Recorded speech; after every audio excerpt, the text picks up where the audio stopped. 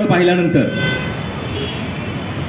33 कोटी देवाचं दर्शन घेतल्यानंतर जी मनामध्ये हृदयामध्ये करुणा निर्माण होत नाही, तेवढी करुणा फक्त एका ह्या योद्ध्याच्या चेहऱ्याकडे पाहिल्यानंतर आपल्या समाज मनामध्ये निर्माण होते. आज आपण पाहतोय की ज्ञानेश्वरांनी समाधी घेतल्यानंतर समाजाच्या हृदयामध्ये जो कळवळा निर्माण झाला, तसाच कळवळा आज आंतरवाली सराटीमध्ये आज 6 दिवसापासून जरांगे पाटील आमरण उपोषण करतायत. आता आपण सगळी डॉक्टर मंडळी आहेत, शरीराला मर्यादा आहेत, उपोषणाला मर्यादा नाही, परंतु पहिल्या टप्प्यामध्ये 17 दिवस आमरण उपोषण करणं, कुठलंही अन्न पाणी न घेता, आणि आता मागचे 6 दिवस फक्त जनतेच्या समाजाच्या अट्टहासा खातर एक 2 घोट पाणी पिणे.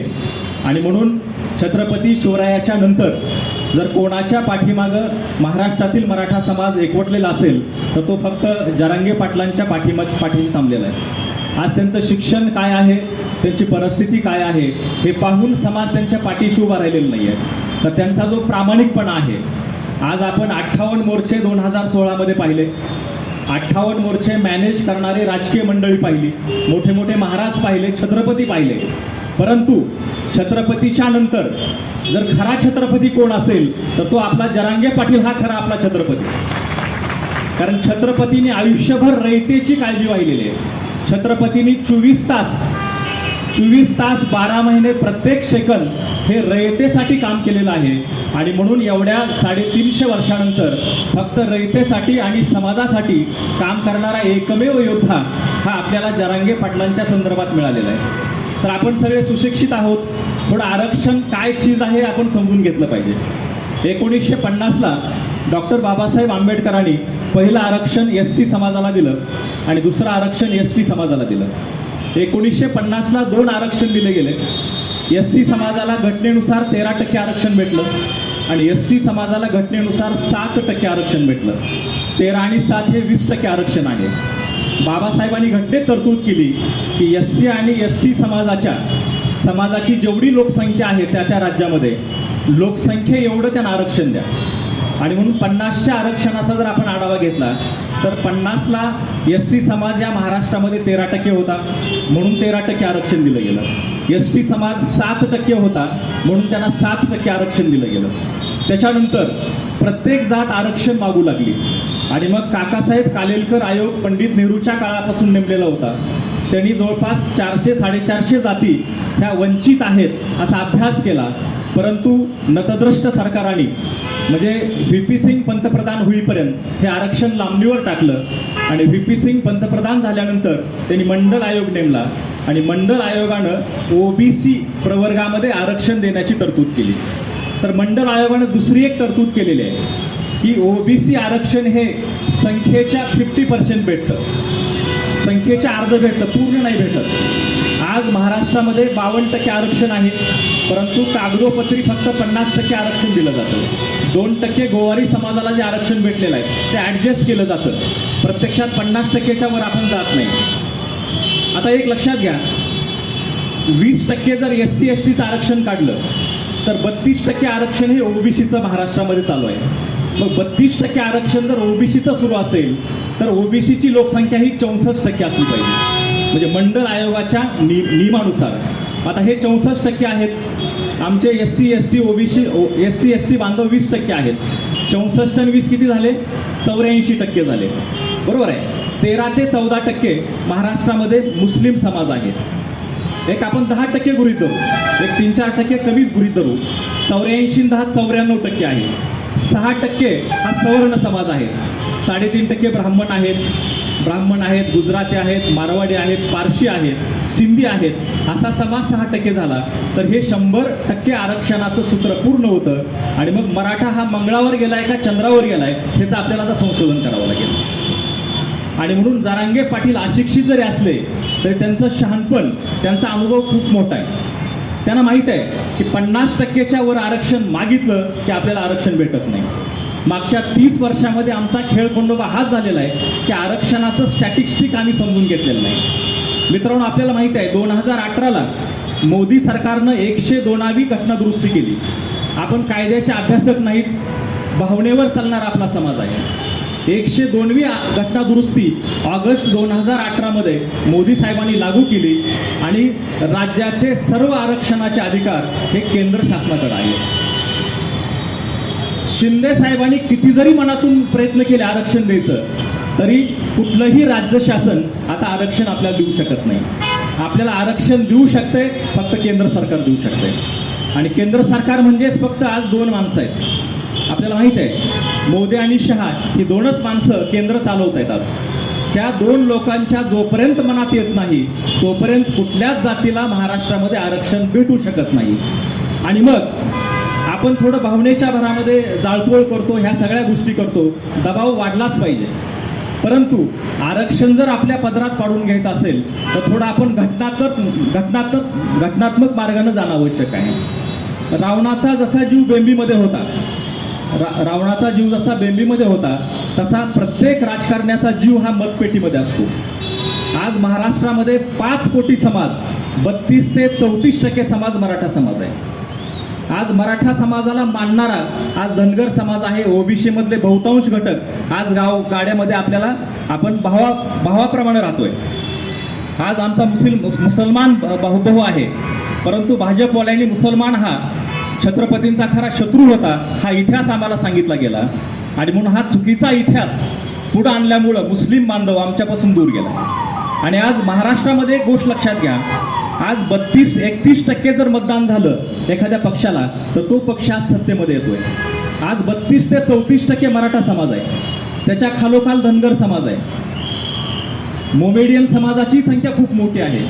आणि म्हणून हा आरक्षणाचा लढा मराठा समाजानं एकट्यानं न लढता ही जी 3-4 समाजाची जर ताकद निर्माण केली तर मोदी आंतरवाली सराठीमध्ये येऊन मराठा आरक्षणाबरोबर इतर आरक्षणाची सुद्धा घोषणा केल्याशिवाय राहणार नाही. आणि म्हणून थोडासा आपला फोकस जो आहे तो फोकस आपला चेंज होतोय. आज कोणीतरी समाजकंटक गाडी जाळतायत, कोणाच तरी घर जाळतायत आणि आपलं आंदोलन बदनाम करतायत. मराठे हे अत्यंत सहनशील आहेत. मराठे हे उग्र कधीही नव्हते. मराठा हा मोठा बांधव आहे, तो इतरांची काळजी घेणारा बांधव आहे. मला एक सांगायचं आहे की सुनील केंद्रेकर विभागीय आयुक्त होते औरंगाबादचे. महाराष्ट्र शासनानं त्यांची समिती नेमली तेव्हा मराठवाड्यामध्ये आणि विशेषतः बीडमध्ये शेतकऱ्याच्या आत्महत्या जास्त का होत आहेत. केंद्रेकरांनी रिपोर्ट दिला शासनाकडं की तुम्ही जर लवकरात लवकर शेतकऱ्यांविषयी चांगले निर्णय घेतले नाहीत तर मराठवाड्यामधले 1 लाख शेतकरी हे आत्महत्येच्या वाटेवर उभे आहेत. माझा सर्वे असा आहे, माझा अभ्यास असा आहे, महाराष्ट्रामध्ये जेवढ्याही शेतकऱ्यांनी आत्महत्या केल्या त्याच्यातले 90% शेतकरी मराठा आहेत. आणि मग कुणबी म्हणजे काय? कुण म्हणजे शेती, बी म्हणजे बीज, शेतीमध्ये बीज पेरणारा तो कुणबी आहे. आणि म्हणून मराठा समाज हा 90% शेतीवर अवलंबून आहे. ज्याच्याकडे शेती आहे तो प्रत्येकजण कुणबी आहे. आज मुख्यमंत्री महोदयांनी पत्रकार परिषदेत येऊन सांगितलं की 10-10.5 हजार आम्हाला पुरावे सापडले, आम्ही त्यांना प्रथमतः कुणबीचे प्रमाणपत्र देऊ. तर आरक्षणामध्ये असं होत नाही. ओबीसी मधलं आरक्षण देताना कुठलेच आयोग नेमले गेलेले नाहीत, कुठल्याच समाजाचा अभ्यास केला गेलेला नाही, तरी सुद्धा त्या समाजाला आरक्षण दिलं गेलं. विलासराव साहेब मुख्यमंत्री असताना एलम समाजाला 4 ते 4.5% आरक्षण न मागता दिलं. मोदी साहेबांनी 10% आर्थिक आरक्षण हे घटनाबाह्य आहे. बाबासाहेबांनी आर्थिक आरक्षणाची तरतूद घटनेत केलेली नाही. आर्थिक आरक्षण मागणं हा सर्वात मोठा मूर्खपणा आहे. का? आज विजय मल्ल्याच्या मुलानं जर सांगितलं माझा बाप दिवाळखोरीमध्ये निघालेला आहे, बाप गेलाय पळून, दुसऱ्या 7,000 कोटी घेऊन पळून गेलेला आहे, आणि विजय मल्ल्याच्या पोरानं जर सांगितलं की माझा बाप दिवाळखोरीमध्ये निघालाय, माझी आर्थिक परिस्थिती अतिशय नाजूक आहे, तर घटनेनुसार विजय मल्ल्याच्या पोराला आर्थिक आरक्षण भेटू शकतंय. आणि म्हणून आमची मागणी एकच पाहिजे, ती म्हणजे फक्त आणि फक्त ओबीसी आरक्षण. का? तर तेच घटनेनुसार मिळतंय. घटनेनुसार 3च आरक्षण मिळतात, SC ST आणि 3रं ओबीसी. आर्थिक आरक्षणाची घटनेमध्ये तरतूद नाही, तरी सुद्धा मोदी साहेबांनी घटना दुरुस्ती करून कायदा करून 10% आर्थिक आरक्षण दिलेलं आहे. आणि आर्थिक आरक्षणाचा 10% लाभ हे 3.5% लोक घेत आहेत. का? त्याच्यामध्ये तरतूद आहे की तुमच्याकडे जमीन नसली पाहिजे, आज साधा जरी मराठा समाजाचा माणूस पाहिला तर अर्धा एकर 2-4 गुंठे त्याच्याकडे जमीन आहे, म्हणजे आपण आर्थिक आरक्षणामध्ये येऊ शकत नाहीये. आणि म्हणून हे जे सगळं षडयंत्र आहे ते आपण समजून घेतलं पाहिजे. आणि म्हणून सगळ्या पद्धतीनं आपण फोर्स लावला पाहिजे. ताकद पाहिजेच, सरकारवर दबाव पाहिजेच, वैचारिक लढाई पाहिजे, त्याच्यानंतर न्यायालयीन लढाई सुद्धा आपण तेवढ्याच ताकदीनं लढलो गेलो पाहिजे. आज 50%ची अट काय? मंडल आयोगाच्या विरोधामध्ये इंदिरा साहनी यांनी सर्वोच्च न्यायालयामध्ये रिट पिटिशन दाखल केलं की तुम्हाला आरक्षण देता येणार नाही 50%च्या वर. आणि मग सर्वोच्च न्यायालयानं इंदिरा साहनी वर्सेस भारत सरकार म्हणजे मंडल आयोग केस, या केसमध्ये 50%ची मर्यादा फक्त त्यांनी घातलेली आहे. ती मर्यादा उठवण्याचे अधिकार संसदेला आहेत. सर्वोच्च न्यायालय आरक्षणाच्या संख्येवर मर्यादा घालू शकत नाही का? तर सर्वोच्च न्यायालय कायदे करू शकत नाही. कायदे करणारी आमची संसद आहे. आणि म्हणून मराठा समाजाला जर टिकणार आरक्षण हवं असेल तर आमची एकच मागणी पाहिजे की नरेंद्र मोदी साहेबांनी घटना दुरुस्ती करून, जसं तुम्ही 102वी घटना दुरुस्ती केली आणि राज्याचे सगळे अधिकार तुम्ही काढून घेतले, आणि म्हणून मराठा समाजाला जर आरक्षण हक्काचं आणि घटनादत्त आरक्षण मिळायचं असेल तर आमच्यासमोर एकच पर्याय आहे, केंद्राला घटना दुरुस्ती करायला लावणे. आणि केंद्राला घटना दुरुस्ती करण्यासाठी महाराष्ट्रातल्या मंत्र्यावर खासदारावर दबाव आणणे. एका रात्रीमध्ये ही लोक काही करू शकतात. एका रात्रीमध्ये कायदे चेंज करू शकतात, कुणाचंही मत न घेता. आणि घटना दुरुस्ती करणं एवढा साधा सोपा विषय नाही आहे. घटना दुरुस्ती करण्यासाठी लोकसभेमध्ये ते बिल पारित झालं पाहिजे 2/3 बहुमतानं. 2/3 बहुमतानं तेच बिल राज्यसभेमध्ये पारित झालं पाहिजे. आणि 50% राज्यांची त्याला संमती पाहिजे, तेव्हा घटना दुरुस्ती होते. मोदी साहेबांनी एवढ्या घटना दुरुस्त्या केल्या तर त्याच्यामध्ये एकही त्यांनी तत्व पाळलेलं नाही. 5वी बहुमताचा आधार घेऊन त्यांनी घटना दुरुस्त्या करून घेतल्या. आणि हे आरक्षणाचे सगळे अधिकार आता फक्त मोदी साहेबाच्या हातामध्ये आहेत. शिंदे साहेब काय करू शकत नाहीत, फडणवीस काय करू शकत नाही ना, अजितदादा काय करू शकत नाहीत, आणि आपले आमदार खासदार तर अजिबात काय करू शकत नाहीत आरक्षणासाठी. मला असं वाटतंय की आरक्षण तर आपल्याला भेटणारच आहे, ते मिळवल्याशिवाय आपला हा लढा थांबणार नाही. आरक्षणाच्या लढ्यापेक्षा मनोज जरांगे पाटलांचा आपल्याला जीव महत्वाचा आहे. कारण काय होतंय, एकदा भावनिक झालो माणूस. अण्णासाहेब पाटलांनी गोळी का झाडून घेतली? अण्णासाहेब पाटलांनी गोळी का झाडून घेतली? तर त्यांनी मराठा समाजाला आश्वासन दिलेलं होतं की मी तुम्हाला आरक्षण मिळवून देतो, आणि शासनानं त्यांची कुठलीच गोष्ट ऐकली नाही. आणि मग मी समाजाला काय म्हणून तोंड दाखवू म्हणून त्यांनी आत्महत्या केलेली आहे. बरोबर आहे. आणि म्हणून जरांगे पाटलांना आपल्या सर्वांच्या वतीनं कळकळीची आपण विनंती करू की आमरण उपोषणाला शारीरिक मर्यादा आहेत, वेळेच्या मर्यादा नाहीत, शारीरिक मर्यादा आहेत. आणि म्हणून तुम्ही सलाईन घ्या. जसं मागचं 17 दिवस तुम्ही उपोषण केलं तशा पद्धतीचं तुम्ही उपोषण चालू ठेवा. जर भावनेच्या भरामध्ये तो व्यक्ती बोलू शकत नाही का, तर शब्द दिलाय, एकतर माझी अंत्ययात्रा निघेल, नसता आरक्षणाची विजय यात्रा निघेल. म्हणजे स्वतः मरायला तयार होणारा माणूस, त्याला मरणाची भीती नाही. आज दररोज एक युवक आमचा आत्महत्या करतोय. मराठा समाजाचं जगणं अवघड झालंय, मरणं सोपं झालेलं आहे. आणि जगणं अवघड करणाऱ्या लोकांना धडा शिकवणं हे आपलं आद्य कर्तव्य आहे. आणि म्हणून मराठा बहुतांश समाज हा शेतकरी समाज आहे. बहुतांश समाज शेतकरी समाज आहे. आज 2, 2.5, 3 गुंठ्यावर हा माणूस आलेला आहे. आणि म्हणून शेतकरी आत्महत्या का करतोय? त्याला आपण जगाचा पोशिंदा म्हणतोय. जगाचा पोशिंदा आत्महत्या करत नसतो. त्याच्यावर आसमानी सुलतानी कितीही संकट येऊ द्या, जर शेतकऱ्याला वाटलं की मी माझ्या मुलीचं लग्न करू शकत नाही, बाळंतपणाला आलेल्या मुलीचं मी बाळंतपण करू शकत नाही, जेव्हा एखादा बाप असा विचार करतो त्यावेळेस त्याच्यासमोर आत्महत्येशिवाय पर्याय राहत नाही. शेतकरी समाज हा स्वाभिमानी समाज आहे. शेतकरी समाज हा स्वाभिमानी समाज आहे. आणि लाखोच्या संख्येनं आज शेतकरी आत्महत्या करतायत. आणि आज समाज म्हणून आम्हाला काहीच वाटत नाही. याच्यावर कुठेतरी आपण विचार करण्याची गरज आहे. आरक्षणामुळे आमचे सगळे प्रश्न सुटणार नाहीत. आज 100% खाजगीकरणाकडे आज सरकारचा ओढा आहे. आज जागा किती आहेत पहा. जागा निघतात 2000, 4000 आणि बसतात 15-16 लाख.